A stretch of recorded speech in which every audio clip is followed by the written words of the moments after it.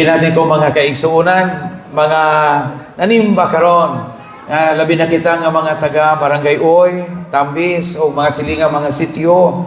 Pagwalaan nato ning adlaw nga Domingo, apil natong online viewers and followers kay online man kini ato misa karon tibuok kalibutan. Kaninyong tanan, good morning. Daigo ng Dios, happy Sunday everyone. Hatagan nato ang Ginoo sa masipang pagpag.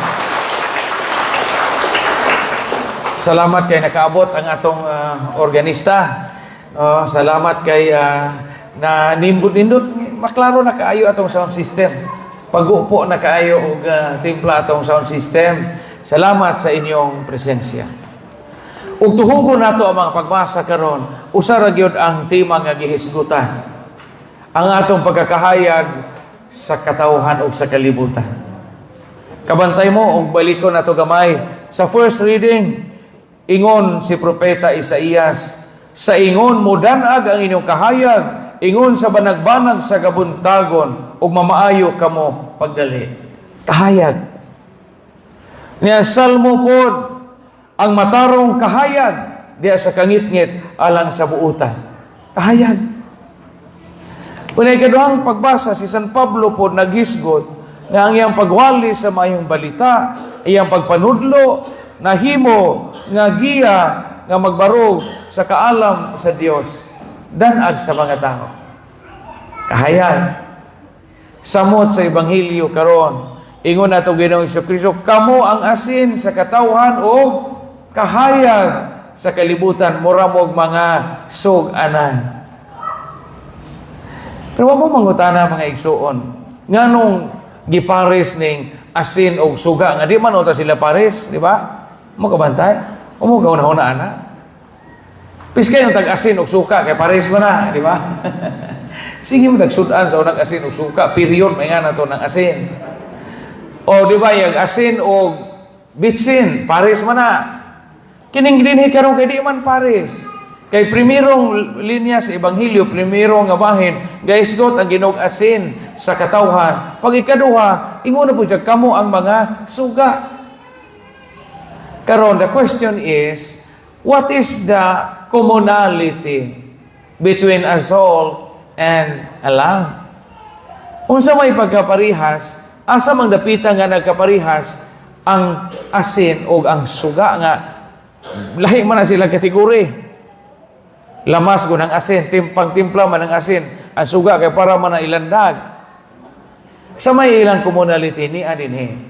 Matod sa usa ka Bible scholar, ingon ang usa ka Bible scholar, si William Barclay, nga unsa may commonality sa asin o sa suga, pulos kininay impact ngadto sa ubang mga tao. Ang ubang mga tao, ambot ipasabot ba ang asin, pananglitan asin. Makabati ka sa kaparat sa asin kung kini gitimpla na, di ba? Di ba? O di ka mutilap sa asin. Di, makabati ba di kagparat ang asin? Di man. Nasabtan ko ninyo, ang suga po, makabati ka sa nindot sa hayag sa suga, kung ikaw madanagan. Di ba? O maiwagan ka sa suga, magkakita ka sa kabililhon sa presensya sa suga o sa lamparilya. Kaya nadanagan man ka. Mo nang ingon ang Ginoo sa Ebanghelyo, karon ipadanaag na inyong kahayag sa ubang mga tao. Aron, makitaan nila ang inyong maayong buhat, nga daygon himayaon dili ang inyong kaugalingon ang Dios.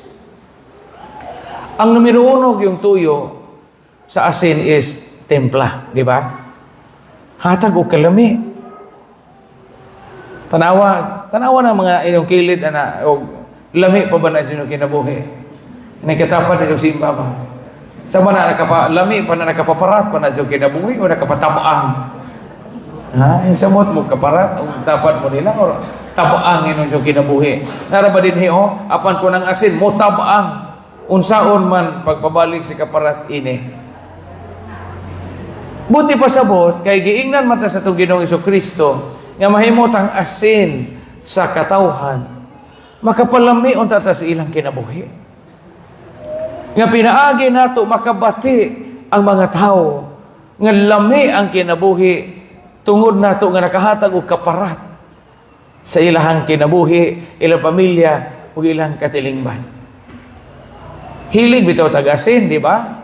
Kana lamang ginamos, ako di sa ko mahimo. Maadyo pa yo jamoy kamay kaysa way ginamos ug buwan. Tinuod bitaw? Dahil dyan hay baylo na ginamos ug buwan kana mga carbonara, mga lasagna, mga spaghetti, ko kailan nas gamay pa ko asin og kanang kuan jud labadjan. Kanang labadjan nga gipaisan kinalamian jud na naho. Ela mo labadjan? O kanang ginamos nga paisan nga di ba ginamos nga gisahog gamay asinan kinalamian. Lamining asin bisan og mga mananap. Tayo magkamantay mo ng baka o kabaw. Patilaan rago nag-asin, di ba? Kusog mo inom og tubig. Yan na ng baka. Nga naman ito among tatay sa una. Na asin tibuok, ipatila sa among baka. Magdiwalwal lagi ng dila ng baka. Taas ka ito. Usa ka dangaw. Anaan dyan. Ang sobra, amo pang ibulibod o nilugaw. Hindi ka gabiin. Kayo ipatila man to buton mo to asin tibuok. Mahal na rin ba ng asin tibuok ron? Tag 800 na. Mahal na asin tibuok karon kay gi-declare naman ang kuan bitaw heritage o kan appeal sa Boholano culture. Mahal pa ang asin tibuok ron kaysa usa ka kilong karne. Nga na ang asin. Unsaon man nato nga makapahimot ang asin sa ubang mga tao. Panalitan kami nga pare. Pagingon sa Ginoo, kamo ang asin sa katawhan. Mutanaw mo na mo mga pare, ako, si Padre Rene, si Padre Romy. Mutanaw mo na mo mga pare, o ikauban mininjo, kami tulo ka mga pare, o bisakin sa namo. Lamian ba mo sa inyong kinabuhi sa parokya? Kita mo na mo? Among naong ba? O lamian mo, asin pa mi, naghatag o kaparat sa inyong kinabuhi. Pero mutanaw mo na ho, diyan na niya mo niya na po ng panuway nga pare murag nawog sobre. Wa na, di na taparat. Wa na tay kalami sa inyong kinabuhi kay kada tan-aw ni na mo sobre man. Ha? Ipis kayo kami mahimog ya po ming asin sa katawhan kami mga pare. Wala, asawan mo, matanaw mo sa mong naong ni Padre Rene, Padre Romy, Padre Panya. Kaya dong makakita ba mong naong sa Ginoo, tanaw mo na mo? Di ko no. Loya ta ini. Pero maunay buti pasabot. Kana bang og naa makakita mo sa isang pare, may oy piskaya nga nahimo kong Katoliko. Piskaya day atong pagtulunan kay tanawa si Father. Maunay asin. Kana wa ka matabaan ba? Wa ka matabaan sa kinabuhi sa mga tao. Patandog bitaw ko kay naiusahay maasahan ko mga parokya. Moingon ang mga tao, Father, ganahan ba mi ato ni Father Juan de la Cruz example kay maduo na mo. Tanawa no? Tanawa na ilang istorya.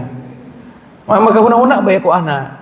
Ganahan ko Father ato ni Father Juan de la Cruz among kuraparoko sa una kay maduo jud to si Father. Naray pare nga di maduo. Maduo man kuno. So asin. Mo ni hagit na to nga makahatag tag kalami sa ubang mga tao sa tong pamilya, sa simbahan sa katilingban. Kamo mga minjo pananglitan. Unsaon maninjo nga mahimo mong asin sa katawhan. Ipakita sa kalibutan nga lami ning minjo. Piskay ning magminjo. Aron ang mga daga o ulitaw nga gaplano og magminjo makakita sa kalami sa kaminjoon pinaagi ninyo mao ni giingon sa Ginoong Kristo karon ipadanag inyong kahayag at ubangan sa mga tao aron makakita o makahimaya sila sa Ginoo nga maoy nagbuot sa kaminyoon. Anya karon magtiazon mo minjo mo kada adlaw gukdon kasi mong banag 2x2 nga nay lansang kataya numero 2 atong tumoy ibangag nimo samtang nagakaos kag tubig atong jitmate danay dagag ulitaw nga gaplano maminjo pa ka sila wa ka makahatag og kaparat sa kaminjoon nasabtan ko manibot ipasabot sa ebanghelyo karon og ang usa ka ulitaw dagag nga gaplano og magminjo diya kadunay siya makakita siya silinga magtiadto gagagukod og saan. Diya mo aksyon tong banag lahib sa iyang liog murag dao og lube. Kahunaw na pagkakagmidyo. Wa ka makahatag og kalami is kami doon. Kaya man mo mapadanag ang beauty of marriage.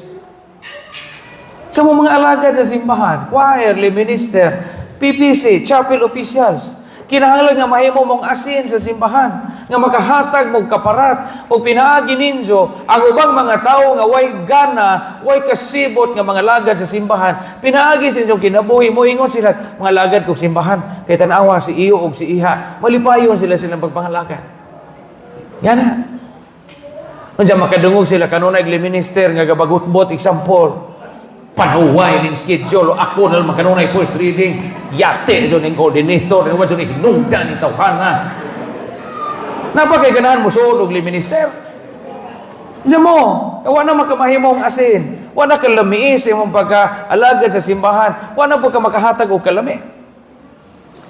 Pero dekas nga consultation ko sa mga minister, ito po ko sa parokya, niya ga assessment, may yearly assessment. Nagipangingin, unsa man ito mga problema, unsa man ito mga kalipay, mga lights and shadows sa pagpangalagad sa LLM.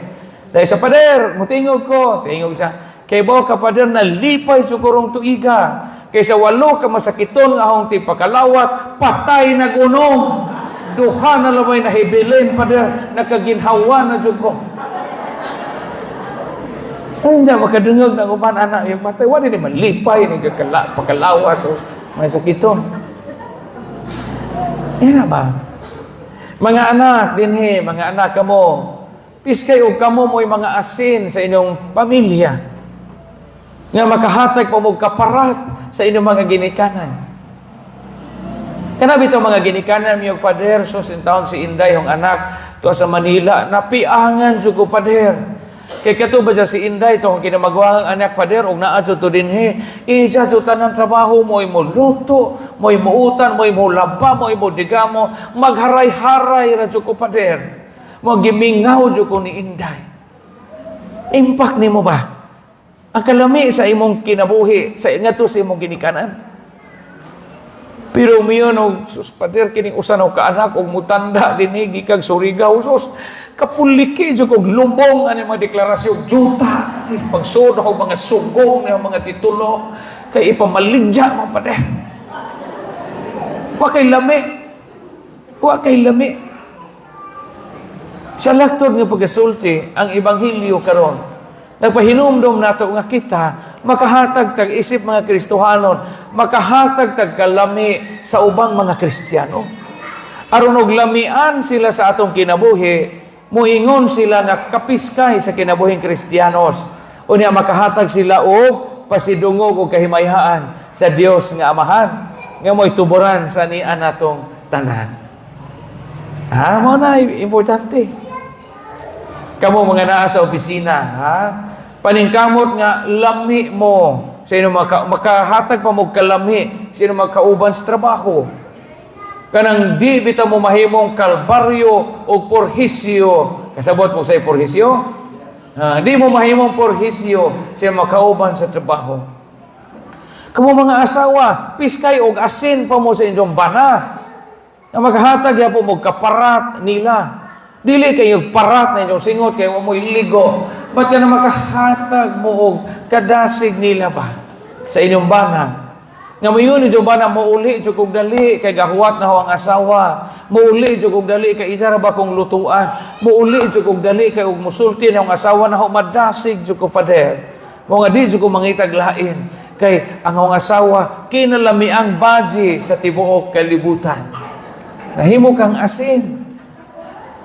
Nga pananglitan, usama nimo pagkaasin, imong duster, gisuot ng Domingo, hingabot pa pagkasunod Domingo. Gitigom pagpuro, nga gitigom pagdadyong, kung giadto pag merkado, nanimaho ng lawa-lawa, gibayan og tapay-tapay. Isa mong panaham og gakos, anak. Tabang na ka sa ilang kinabuhi. Paningkamot nga dili matabang. Kay matabang na ganita ingon na Ginoong Jesucristo karon ibalibag na ta kay watay silbi. Daghang mga taong tabang sa kalibutan ron. Ano mga tao nga way gikahatag nga inspirasyon ba?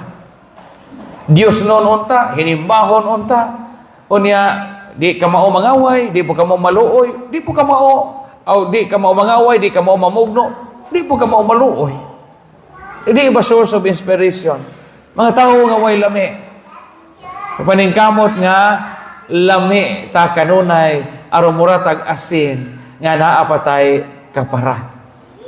Sige katapusan, lingian na inyong tapan, aniaing na. Higugmaon ka naho kay lami paman ka. Lami man ka. Ayun na. Higugmaon ka naho kay lami man ka. Padayon sa pag-aasin o kahayag sa katawhan o sa kalibutan. Dahil ko ng Diyos, hatagan natin sa sumasipang pagka.